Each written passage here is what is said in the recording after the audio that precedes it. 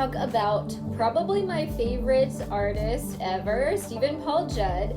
He is primarily a filmmaker, but also does incredible paintings, stickers, t-shirts, art. He posts on social media every 2 days. I didn't realize this until I was reading about him. I was like, dang.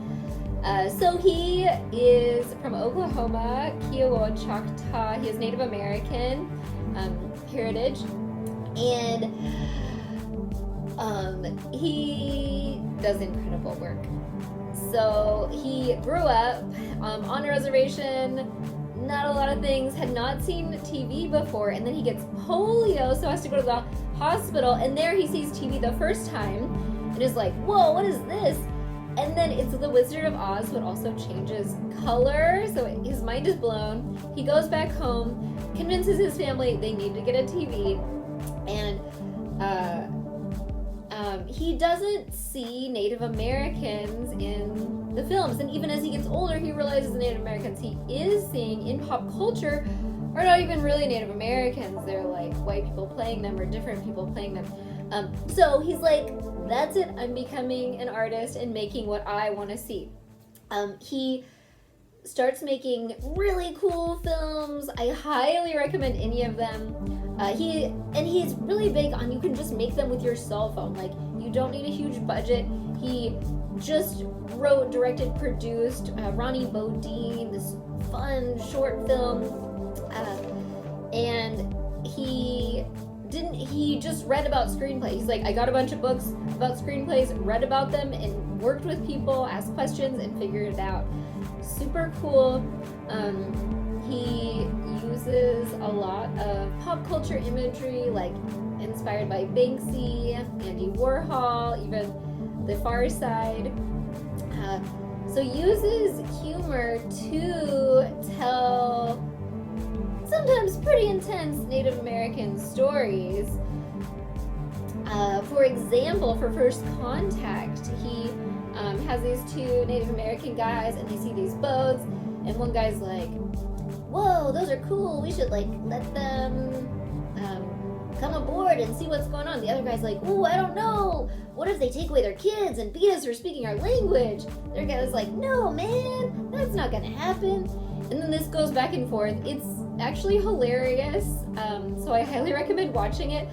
But they're speaking Mohegan, which is a Native American language, kind of like Algonquin, that people spoke in what is now Connecticut and where the Mayflower landed, in that area. The amazing thing is that Stephanie Fielding, also known as Yepoyat, she revitalized this language. So Mohegan was actually not even spoken at all. The last living speaker had passed away, and so she took notes, diaries, films, and has been reconstructing it. And then Steven Paul Judd uses the language in First Contact and uses other Indigenous languages in some of his other short films, and doesn't even like hype it. It's just like, oh yeah, no big deal, but amazing also.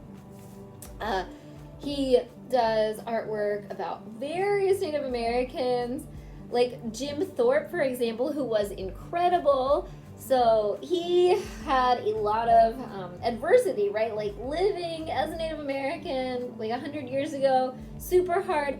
Somebody stole his shoes, but he ran this race in the Olympics and won gold anyway. It's like, dang, this guy. He goes on to be in the NFL and Major League Baseball, and then I heard even be the president of the NFL, which is not confirmed, but pretty incredible. Jim Thorp, who I hadn't learned about until Steven posted something about it. So super cool. Steven Paul Judd also does artwork about like murals. There's one called War Paint in LA, and it's all about decolonizing and Indigenous rights and like using paint in the war against misinformation.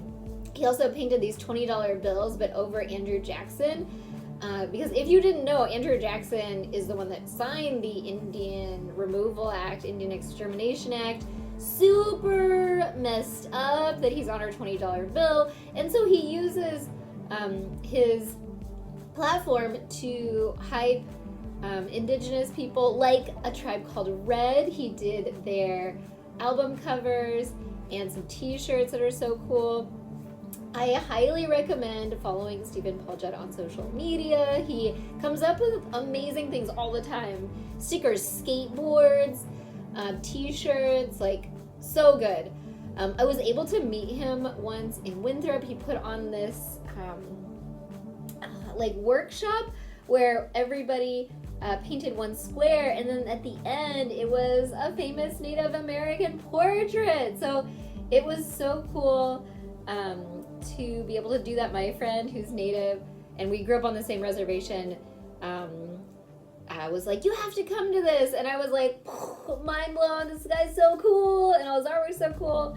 And we just need more of like different kinds of art that show kids that everybody can be an artist, or anyone can be an artist if they work hard enough and have big dreams. And I don't know, it's just really inspiring and cool. So I hope you check him out. What was your favorite piece of Steven Paul Judd artwork?